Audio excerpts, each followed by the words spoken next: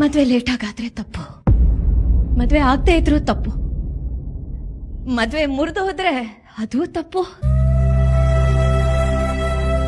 ಮದ್ವೆ ಆಗಿ ವಾಪಸ್ ತವ್ರ ಮನೆಗ್ ಬಂದ್ರೆ ಅದಿನ್ನೂ ದೊಡ್ಡ ತಪ್ಪು.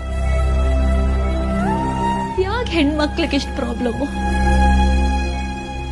ಯಾಕೆ ಹೆಣ್ಮಕ್ಳಿಗೆ ಮಾತ್ರ ಈ ಪ್ರಾಬ್ಲಮ್ಮು?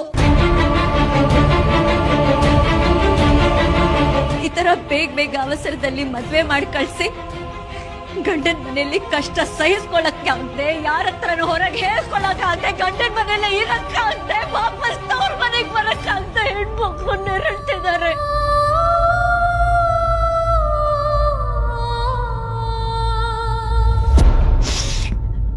ಒಂದ್ ಹೆಣ್ಮಗುಗೆ ಒಳ್ಳೆ ವಿದ್ಯಾಭ್ಯಾಸ ಕಲಿಸಿ ಒಳ್ಳೆ ಸಂಸ್ಕಾರ ಕೊಟ್ರೆ ಸಾಲಲ್ಲ, ಅವಳು ಮದ್ವೆ ಆಗ್ಲೇಬೇಕು.